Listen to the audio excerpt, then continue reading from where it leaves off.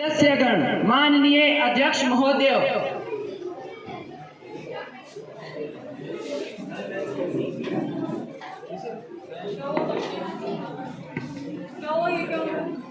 कृपया बैठ जाइए।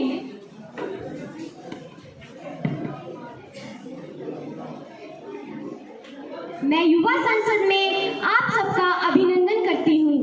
युवा संसद में आपका स्वागत है। युवा संसद के उद्देश्य विद्यार्थियों को संसदीय प्रक्रिया समझाना, सार्वजनिक विषयों में रुचि बढ़ाना, वाद विवाद के बाद निर्णय लेने की क्षमता का विकास करना, सामूहिक विचार विमर्श में प्रशिक्षण देना, दूसरों के विचारों को सम्मान देना एवं विद्यार्थियों में नेतृत्व के गुण का विकास करना रहता है। मुझे पूर्ण विश्वास है कि संसद की कार्यवाही को सुचारू रूप में चलाने में आप सभी मेरा सहयोग देंगे एवं संसदीय गरिमा को बनाए रखेंगे। महासचिव जी, नवनिर्वाचित सदस्यों को शपथ ग्रहण करवाई जाए। धन्यवाद महोदया जी।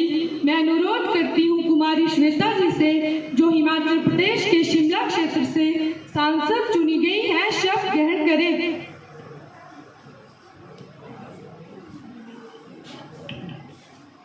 आप शपथ लेंगी या प्रतिज्ञा?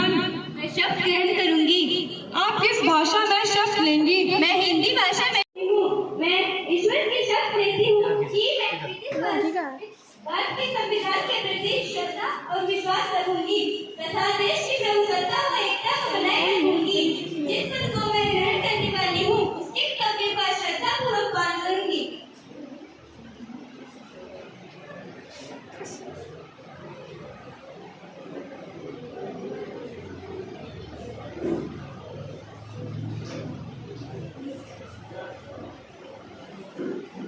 मैं अनुरोध करती हूँ कुमारी कृतिका जी से, जो पंजाब के गुरदासपुर क्षेत्र से सांसद चुनी गई है, शपथ ग्रहण करें।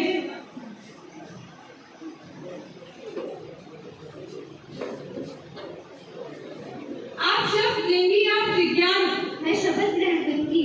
आप किस भाषा में शपथ लेंगी? English language.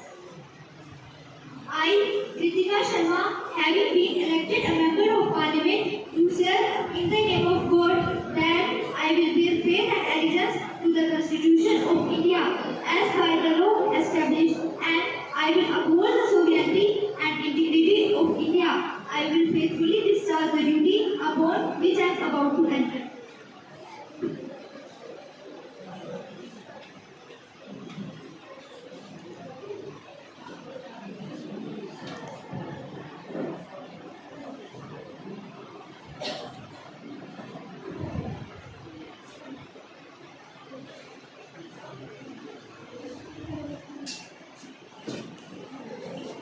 माननीय अध्यक्ष महोदय, विदेशी मेहमान,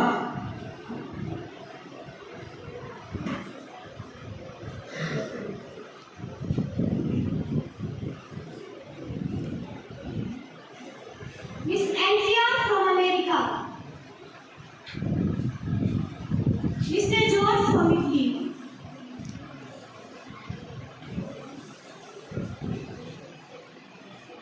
आदरणीय सदस्यों, chief of defence staff Shri Vipin Rawat ji की 8 दिसंबर 2021 को तमिलनाडु के कुन्नूर के निकट भारतीय वायुसेना की विमान दुर्घटना में दुखदायी मृत्यु हो गई है। मैं देश की तरफ से उन्हें श्रद्धांजलि अर्पित करना चाहती हूँ। माननीय प्रधानमंत्री जी, रावत जी के जीवन पर प्रकाश डालें।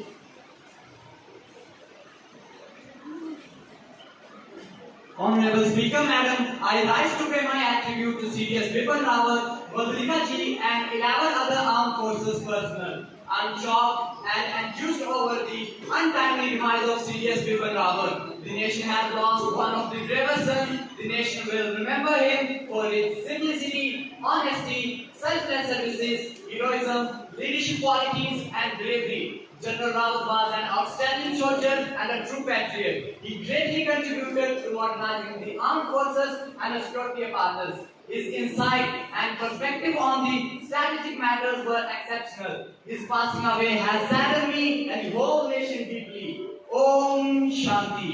Being the Prime Minister of my country, I would like to extend my deepest condolences to the bereaved family. May his soul rest in peace. नेता विपक्ष कुमारी दिव्यांशी। हिमालय से ऊंचा साहस उनका, सर जो किसी के आगे न झुका, मातृभूमि के खातिर किया समर्पण, ऐसे वीर को हमारा नमन। माननीय अध्यक्ष महोदय, मैं विपक्ष की नेता और समस्त विपक्ष की ओर से चीफ ऑफ आर्मी स्टाफ माननीय बिपिन रावत जी को श्रद्धांजलि अर्पित करती हूँ। जैसा कि माननीय प्रधानमंत्री जी ने कहा कि उनके जाने से इस देश को बहुत क्षति पहुंची है। मैं बाल्यकाल से ही उनके जीवन से बहुत प्रभावित हूँ। यद्यपि मेरे व रावत जी के कार्य व विचारधारा में बहुत अंतर था, परंतु मुझे आज भी याद है कि उन्होंने हमेशा गुरु द्रोणाचार्य की तरह इस अर्जुन का मार्गदर्शन किया है। मैं उन्हीं के शब्दों में कहना चाहूंगी, अच्छे लोगों का यूं तो मरना निश्चित है, अच्छे लोगों का यूं तो मरना निश्चित है, पर मौत भी उनके महान कार्य को नहीं मिटा सकती। भगवान उनकी आत्मा को शांति प्रदान करे और उनके परिवार को उनकी क्षति सहन करने की शक्ति दे। महासचिव जी, परिवार को शोक संदेश भेजा जाए। महोदया, संदेश भेजा जा रहा है। अब सदन से निवेदन है कि अपने अपने स्थान पर खड़े हो जाएं और उनकी आत्मा की शांति के लिए 2 मिनट का मौन धारण करें।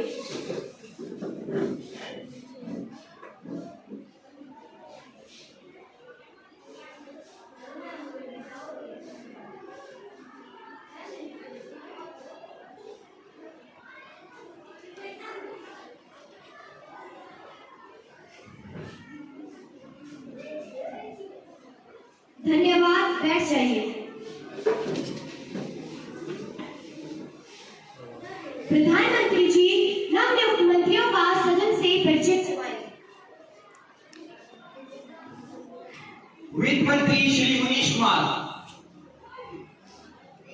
कानून मंत्री श्री अभिषेक कुमार, रक्षा मंत्री कुमारी कशिश, स्वास्थ्य मंत्री कुमारी साक्षी जी।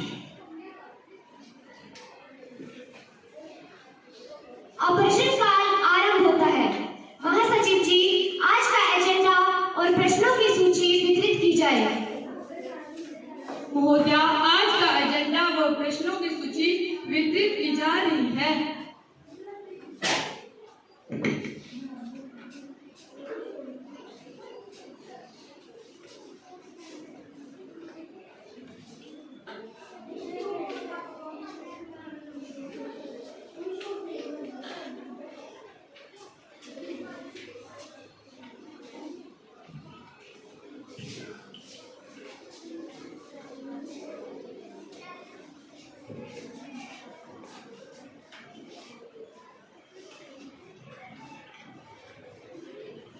प्रश्न संख्या 103 कुमारी शशि। माननीय अध्यक्ष महोदय जी, मैं आपके माध्यम से माननीय वित्त मंत्री जी से ये जानना चाहती हूँ कि आपकी सरकार ओल्ड पेंशन स्कीम को लागू करने के लिए क्या कदम उठा रही है। सांसदों विधायकों के परिवारों को 1 साल का कार्यकाल पूरा करने पर पेंशन मिल जाती है, परंतु महोदय, कर्मचारियों को 30-35 वर्ष का कार्यकाल पूरा करने पर भी पेंशन नहीं मिलती। पूरे देश में ओपीएस को लागू करने के लिए लोग हड़ताल और प्रदर्शन कर रहे हैं।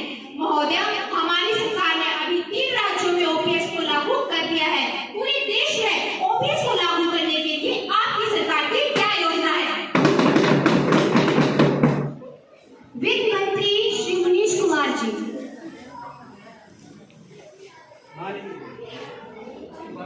माननीय अध्यक्ष महोदय, मैं आपके माध्यम से सदन व सदस्यों को बताना चाहूंगा कि जल्द ही हमारी सरकार न्यू पेंशन स्कीम के स्थान पर ओल्ड पेंशन स्कीम को लागू करने वाली है। हमने दोनों स्कीमों के नफा नुकसान का आकलन करने व ओपीएस के लागू होने से सरकारी खजानों पर पड़ने वाले बोझ का अनुमान लगाने के लिए प्रधान सचिव वित्त की अध्यक्षता में कमेटी गठित कर दी है। महोदय, विपक्ष जिन 3 राज्यों में ओपीएस लागू करने की बात कर रहा है, वहाँ घोषणा के अलावा इन्होंने कोई काम नहीं किया है। हमारी सरकार झूठे वादों की अपेक्षा व्यवहार में काम करना जी आगे बढ़ो। प्रश्न संख्या 105 कुमारी रिया। माननीय अध्यक्ष महोदय, मैं आपके माध्यम से माननीय कृषि मंत्री जी से जानना चाहती हूँ कि देश में किसानों की आत्महत्याएं क्यों बढ़ रही हैं। समाचार पत्र व टीवी चैनल की खबरें किसानों की आत्महत्याओं की कहानी बयान कर रही हैं। मैं पूछती हूँ, आत्महत्या की चिता पर सुलाकर किसान को नींद कैसे आ जाती है इस देश के प्रधान को। मैं ही नहीं, ये पक्ष, ये विपक्ष, ये पूरा देश जानना चाहता है कि किसानों की आत्महत्याओं को रोकने, उनकी आय को बढ़ाने व किसानों की जीवन दशा को सुधारने के लिए इस सरकार की भविष्य की क्या योजनाएं हैं। कृषि मंत्री कुमारी मुस्कान जी। मैडम स्पीकर, मैं आपके माध्यम से सदन को अवगत कराना चाहती हूँ कि हमारी सरकार ने किसानों के विकास और उनकी आत्महत्याओं को रोकने के लिए भविष्य में अनेक प्रभावी योजनाएं लागू करने जा रही है। किसानों को उन्नत किस्म के बीज मुहैया करवाए जा रहे हैं। कृषि उपकरणों पर सब्सिडी दी जा रही है। सिंचाई के लिए टैंक व नहरें बनवाई गई हैं। अनाज भंडारण की व्यवस्था की गई है और कृषि ऋणों को पहले 6 साल के लिए ब्याज मुक्त किए गए हैं और हर वर्ष 6,000 रुपए किसानों के खातों में किसान सम्मान निधि के रूप में सीधे ट्रांसफर किए जा रहे हैं। अनुपूरक प्रश्न कुमारी शशि जी। महोदय, जिन योजनाओं की बात मंत्री महोदय कर रहे हैं वह सब हमारे कार्यकाल से लागू है। माननीय मंत्री जी। महोदया, विपक्ष को अपने घड़ियाली आंसू बहाने की आदत ही नहीं चाहती। इनकी सरकार की गलत नीतियों का ही परिणाम है जो किसानों को आज अनेक कठिनाइयों का सामना करना पड़ा। महोदया, ये विपक्ष की ही हर धर्मिता थी जिसके चलते 3 कृषि कानूनों को वापस लेना पड़ा। महोदया, विपक्ष को किसानों की नहीं अपने वोट बैंक की चिंता रहती है। मैं आश्वासन देती हूँ कि जल्द ही हमारी सरकार किसानों के लिए अनेक बेहतर योजनाएं बनाकर लागू करेगी। प्रश्न संख्या 124 कुमारी रितिका। महोदय, मैं आपके माध्यम से माननीय महिला एवं बाल विकास मंत्री जी से यह प्रश्न पूछना चाहती हूँ कि देश में महिलाओं की सुरक्षा के लिए क्या कदम उठाए जा रहे हैं। देश में महिलाओं के साथ हो रहे बलात्कार, दुष्कृत्य, छेड़खानी और कार्यस्थल पर हो रहे दुर्व्यवहार की संख्या दिन प्रतिदिन बढ़ रही है। लड़कियों का रात्रि किस्में घर से बाहर निकलना भी मुश्किल है। महोदय, महिलाओं को सुरक्षा प्रदान करने के लिए सरकार जो काम करने जा रही है उससे सदन को अवगत कराया जाए। माननीय महिला एवं बाल विकास मंत्री। लक्ष्मीबाई जैसा साहस जिनमें, मीराबाई जैसा प्रेम है, पद्मावती जैसा जोश जिनमें, दुर्गावती जैसा पराक्रम है। महोदय, मैं आपके माध्यम से संबंधित सदस्यों व सदन को अवगत कराना चाहती हूँ कि महिलाओं की सुरक्षा के लिए सरकार वचनबद्ध है। हम महिला सुरक्षा कानून को और कड़ा करने जा रहे हैं। महिलाओं के विवादों को निपटाने के लिए फास्ट ट्रैक कोर्ट का गठन किया गया है। नाबालिग लड़की के साथ हो रहे अत्याचार को रोकने के लिए सरकार पोस्को कानून को और अधिक मजबूत कर रही है। पूरे देश में महिलाओं की सुरक्षा के लिए अलग से वुमेन्स एक्ट व महिला थानों को खोला गया है जो कि 24 घंटे खुले रहते हैं। अनुपूरक प्रश्न कुमारी सिमरन जी। महोदय, सरकार महिला हित के कोई कार्य न करके मात्र मुंगेरी गाल में हसीन सपने दिखाती है। मैं मंत्री महोदय से जानना चाहती हूँ कि महिला सशक्तिकरण की दिशा में सरकार क्या कर रही है। माननीय मंत्री जी। Madam, equal rights of men and women are enshrined under Article 14 to 60, Women in India are emerging in all sectors: politics, business, medical, sports, agriculture, and even in defense. Government has started many schemes for women empowerment, such as number 1, Beti Bachao Beti Padhao; number 2, Working Women Hostel; number 3, Women Helpline Scheme 181; number 4, Ujjwala, a comprehensive scheme for prevention of trafficking and rescue, rehabilitation, and reintegration of victims of trafficking and commercial sexual exploitation. Number 5, Mahila E-Hut to develop entrepreneurship by women. Number 6, Mahila police volunteers to create a link between police authorities and local communities. Number 7, STEP, Sport to Training and Employment Program for Women. Number 8, Mahila Shakti Kendra. महोदय, हमारी सरकार महिला हितैषी है और रहेगी। प्रश्न संख्या 190 कुमारी श्रुति।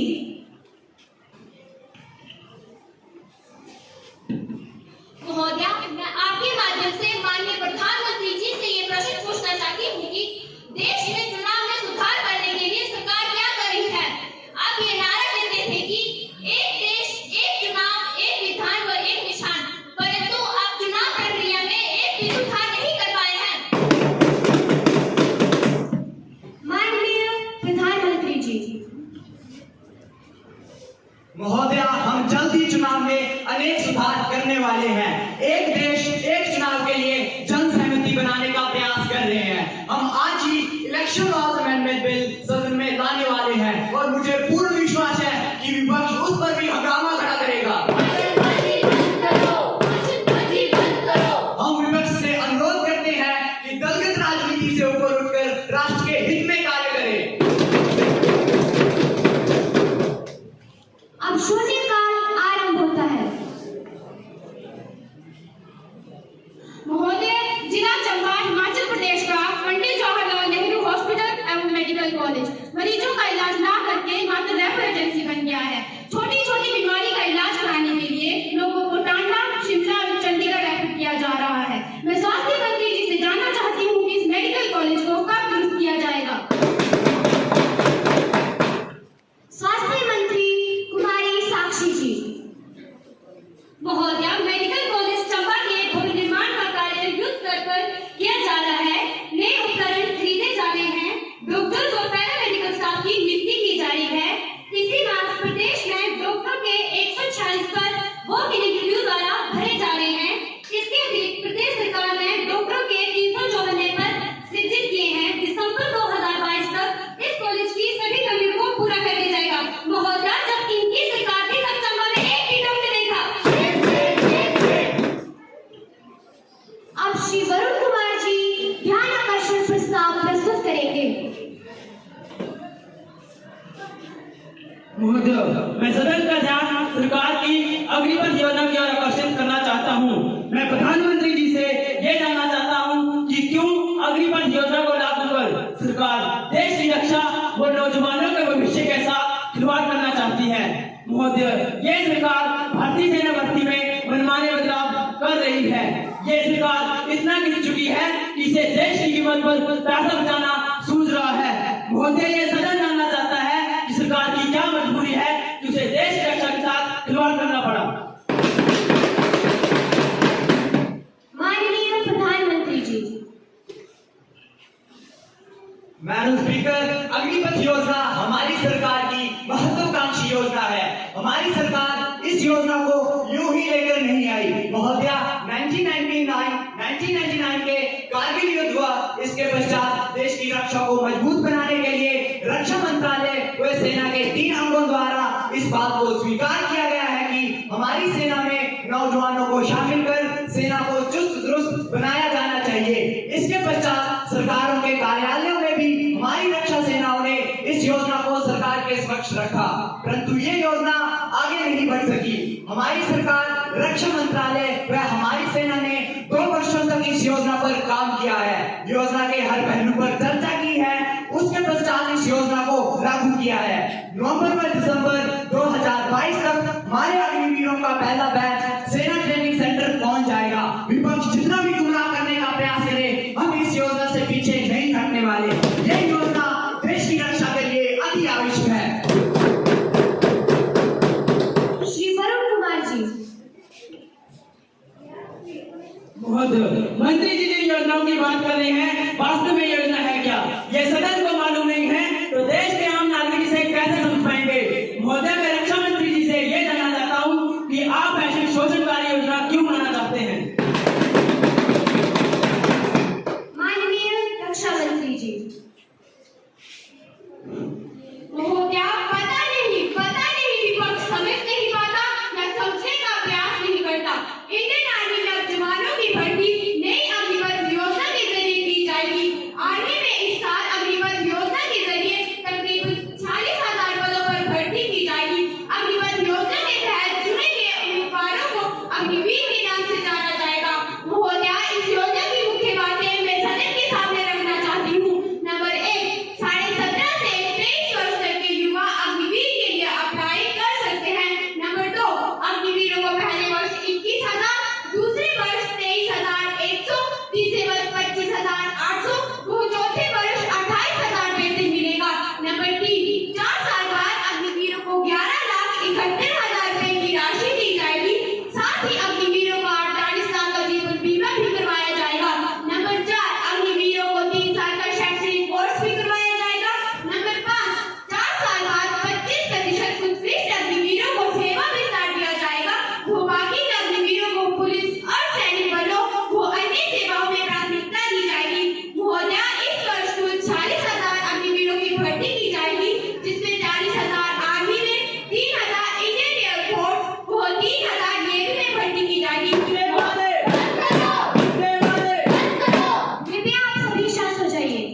महोदया, 5 जुलाई 2022 तक 7,49,899 अभ्यर्थी अग्निवीर के लिए अप्लाई कर चुके हैं।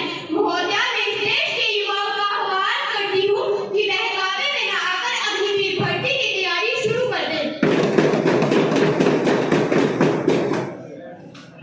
आइटम नंबर 503, माननीय कानून मंत्री जी। महोदय, मैं सदन में इलेक्शन लॉज अमेंडमेंट बिल पेश करने जा रहा हूँ।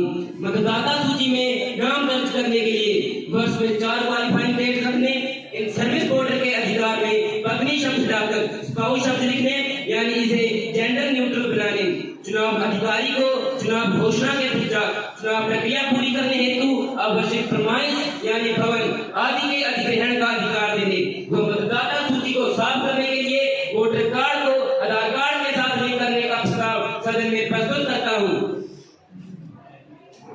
माननीय सदस्यों, जो इस प्रस्ताव के पक्ष में है वो हाँ कहे, जो प्रस्ताव के पक्ष में नहीं है वो नहीं कहे।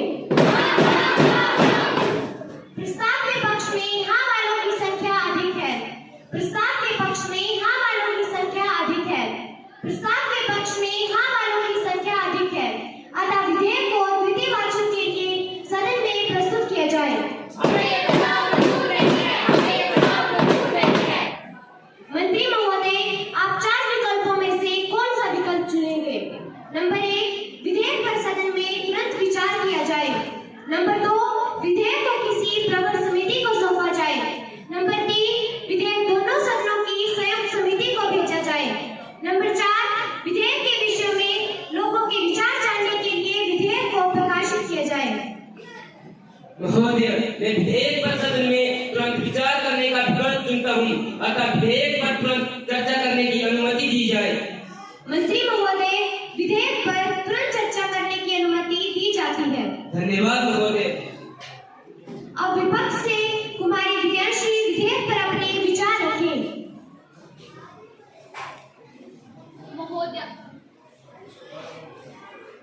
महोदया, मैं आपके माध्यम से सरकार से पूछना चाहती हूँ, इस बिल पर क्या चर्चा करें।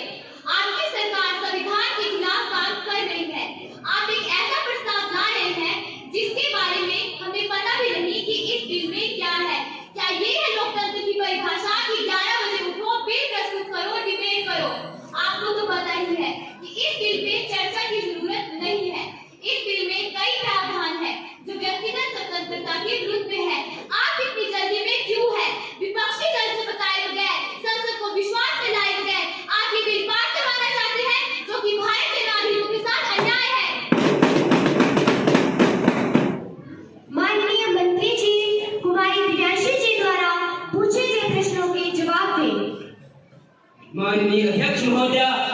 चर्चा के दौरान विपक्ष के मेरे साथी विधेयक को असंवैधानिक कह रहे हैं। महोदया, इतिहास गवाह है कि आजादी के 70 वर्ष बीत जाने के बाद भी हम चुनाव सुधार की दिशा में प्रभावशाली कदम नहीं उठा पाए हैं।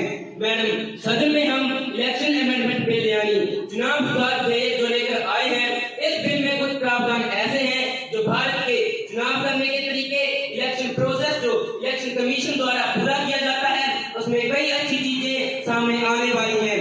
अभी तक का जो कानून का प्रावधान है उसमें कुछ कमियां हैं, उसको पूरा करने के लिए सरकार इलेक्शन कमीशन के साथ मिलकर के इलेक्शन कमीशन से जो रिकमेंडेशन आए हैं उसको ध्यान में रखते हुए सरकार ये इलेक्शन लॉज अमेंडमेंट बिल लेकर आई है। मैं मुझे बोलने का सुनाई दीजिए, मैं इस बात से सहमत नहीं हूँ। मंत्री जी, आप बैठ जाइए, आप समझने का प्रयास कीजिए। अभिषेक कुमार जी, आप चुप हो जाइए, वरुण जी को बोलने का मौका दिया जाता है। महोदय, मैं इस बिल के खिलाफ हूँ। सरकार सत्ता के नशे में चूर होकर असंवैधानिक तरीके से बिल को पास करना चाहती है। मौलिक अधिकारों के अनुच्छेद 21 के तहत व्यक्तिगत स्वतंत्रता को समाप्त करना चाहती है। आधार कार्ड को वोटर कार्ड के साथ लिंकर नागरिकों की गुप्त सूचनाओं को दिया जा रहा है। ये है आपका सबका साथ, सबका विकास, सबका विश्वास। आपने किसका साथ दिया, किसको विश्वास में लिया? मैडम स्पीकर, हम सब जानते हैं कि व्यक्ति 18 साल का हो जाता है तो उसे राइट टू वोट होता है, परंतु अभी तक का जो कानून का प्रावधान है उसमें मतदाता सूची में नाम दर्ज करने की क्वालिफाइंग डेट एकमात्र 1 जनवरी है, जिस कारण देश के लगभग 1.5 करोड़ मतदाता 18 वर्ष की आयु पूर्ण हो जाने के बावजूद भी मताधिकार से वंचित रह जाते हैं। इसमें खिलाफ करते हुए हमने मतदाता सूची में नाम दर्ज करने के लिए वर्ष में 4 क्वालिफाइंग डेट 1 जनवरी, 1 अप्रैल, 1 जुलाई और 1 अक्टूबर रखने का प्रावधान किया है। मैडम स्पीकर, मैं इस बिल का विरोध करती हूँ। मंत्री जी की बात मुझे बोलने का सुनिए। शशि जी को बोलने दीजिए। महोदया, भारत के इतिहास में ऐसा पहली बार हो रहा है। मनमाने तरीके से बिल पास किया जा रहा है। यह सरकार गब्बर सिंह टैक्स यानी जीएसटी, नोटबंदी, सीए, कृषि बिल आदि अनेक अलोकतांत्रिक कार्य कर चुकी है। इस सरकार ने सारे सरकारी निगम बेच दिए हैं। इन्होंने तो रेलवे और डिफेंस को भी नहीं छोड़ा है। मैडम, हमारा अभी तक का जो एग्जिस्टिंग प्रोविजन है वो जेंडर न्यूट्रल नहीं है।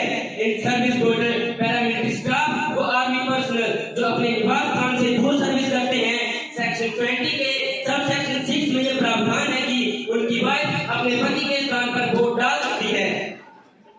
मैडम, मैं इस बिल का विरोध करती हूँ। आप नीचे बैठिए। कृपया मुझे बोलने का मौका दिया जाए। आपने अपने समय में तो कुछ किया नहीं, अब हमारे काम में आप बाधा बन रहे हो। अभिषेक कुमार जी, शांत हो जाइए। श्रुति जी, बोलिए आप। सरकार संविधान का गला घोट रही है। असंवैधानिक तरीके से बिल को सदन में पेश किया जा रहा है। इससे देश में असुरक्षा पैदा होगी। विधेयक दोनों सदनों की संयुक्त समिति को भेजा जाना चाहिए था। मैडम, चुनाव करवाने के लिए चुनाव अधिकारी को जगह यानी फरमाइश लेने का अधिकार सीमित था। इस कानून के माध्यम से चुनाव अधिसूचना जारी करने के साथ चुनाव आयुक्त द्वारा, चुनाव अधिकारी द्वारा चुनाव प्रक्रिया को पूर्ण करके पोलिंग स्टाफ और सिक्योरिटी पर्सनल को ठहराने के लिए आवश्यक स्थान, भवन आदि के अधिग्रहण का अधिकार देने का प्रावधान इस कानून के तहत हमने किया है। मैडम, सबसे महत्वपूर्ण बात जो लोकतंत्र के लिए है, मतदाता सूची का जेन्युइन होना, ये हम सब चाहते हैं। चुनाव आयोग भी यही चाहता है। इसके लिए हमने वोटर कार्ड को आधार कार्ड के साथ लिंक करने का प्रावधान किया है। इससे जाली वोट या एक व्यक्ति के 2 या 2 से अधिक मतदाता सूची में नाम दर्ज होने की समस्या का समाधान होगा। मैडम, इस केस के बारे में सुप्रीम कोर्ट की जजमेंट है कि यदि सरकार प्राइवेसी में दखल अंदाजी करती है तो इसे इसका कारण देना पड़ेगा। महोदया, ये परमिशेबल लिमिट है। ये नहीं है कि व्यक्ति के आधार कार्ड से सरकार जो मर्जी सूचना ले दे। मैडम, जस्टिफिकेशन होनी चाहिए। मतदाता सूची को लेकर सुप्रीम कोर्ट ने 3 केस दिए हैं। पहला, there should be an existence of law, इसके लिए हम ये कानून लेकर आए हैं। दूसरा, there must be a legitimate state interest. Legitimate interest क्यों है? Madam, section 17 of the people representation act से that no person should be entitled to be registered in electoral roll for more than one constituency. तीसरा, case of professionality. इसके लिए आधार data को returning officer सिर्फ मतदाता की आइडेंटिटी जानने, उसकी आयु का पता करने के लिए कर पाएगा। उसका इलेक्ट्रॉनिक डाटा अपने पास रखेगा और इसे पब्लिक डोमेन में नहीं लिया जाएगा। इसके विरोध का कोई आधार नहीं है। पैरामिलिट्री स्टैंडिंग कमेटी में हर पार्टी के नेता होते हैं, वहां से स्ट्रॉन्ग रिकमेंडेशन आया है कि आधार को इस्तेमाल करना चाहिए इलेक्ट्रो प्रोसेस को साफ करने के लिए। ये जो विरोध कर रहे हैं, आप बैठ जाइए, ये फालतू के भाषण मत दीजिए यहाँ। अरुण कुमार जी, आप ऐसे बैठे बैठे किसी को बैठने के लिए नहीं बोल सकते। इस शब्द को संसद की कार्यवाही से निकाला जाए। मैडम, ये जो विरोध कर रहे हैं, घर लगाकर अपना वक्त बर्बाद कर रहे हैं, इसका कोई आधार नहीं है।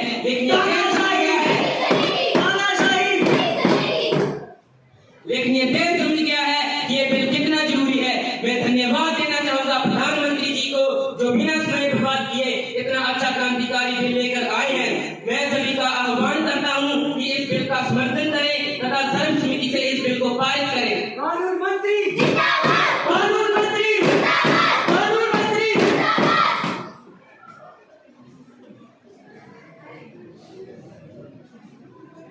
वोटिंग के लिए इलेक्ट्रॉनिक सिस्टम खराब होने के कारण आज सदन में वोटिंग पर्चियां बांटकर की जाएगी। महासचिव जी, पर्चियां बांटी जाए।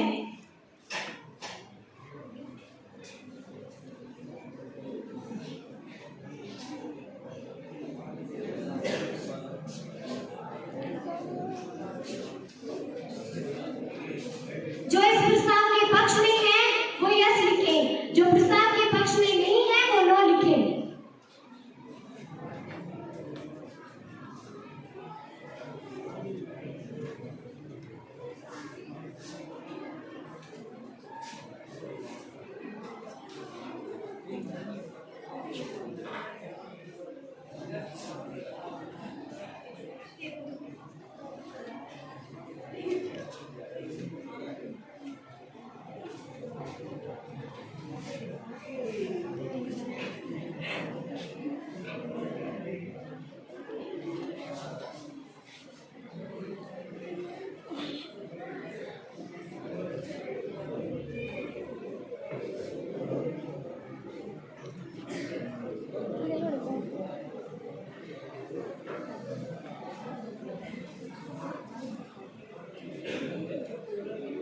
प्रस्ताव के पक्ष में यस वालों की संख्या अधिक है। प्रस्ताव के पक्ष में यस वालों की संख्या अधिक है। प्रस्ताव के पक्ष में यस वालों की संख्या अधिक है। प्रस्ताव के पक्ष में 11 मत पड़े और प्रस्ताव के विरोध में 8 मत पड़े। अतः विधेयक को पारित किया जाता है।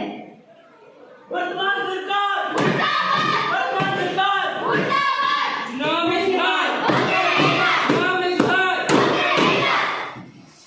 धन्यवाद। वरुण जी, सरकार ने मनमाने तरीके से आधार डेटा को मतदाता सूची से जोड़ने का बिल पारित किया है। आपका इस पर क्या कहना है? सरकार सत्ता के नशे में चूर हो चुकी है, वो मनमाने तरीके से कार्य कर रही है। हमने सदन में इस बिल पर पुरजोर विरोध किया है। इस सरकार के दिन लग चुके हैं। बहुत जल्दी हम सरकार बनाने वाले हैं, अतः हम आज से ही इस बिल को निरस्त करेंगे।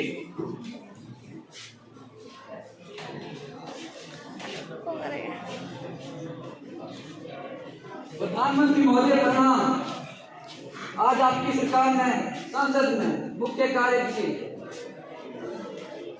आज सदन में अनेक महत्वपूर्ण मुद्दों पर चर्चा हुई। वो इलेक्शन लॉज अमेंडमेंट बिल सदन में पारित हुआ। विपक्ष आप पर आरोप लगाता है कि आप सत्ता का दुरुपयोग करके मनमाने तरीके से कार्य करवाना चाहते हैं। नहीं, ऐसा नहीं है। हम विपक्ष को साथ लेकर चलना चाहते हैं। वो बार बार प्रयास करते हैं, परंतु विपक्ष राष्ट्र हित में सहयोग नहीं कर पाता। मंत्री महोदय, इलेक्शन लॉज अमेंडमेंट बिल से आपका क्या फायदा होने वाला है? इलेक्शन लॉज अमेंडमेंट बिल के लागू होने से जाली वोट की प्रथा समाप्त होगी, मतदाता सूचियां साफ होगी, वो इससे हमारा लोकतंत्र मजबूत होगा। इन सर्विस महिलाओं को भी वोट का अधिकार मिलेगा। देश के लगभग 1.5 करोड़ मतदाता समय पर अपना वोट बना पाएंगे। ये बहुत ही लाभदायक बिल है। धन्यवाद महोदय।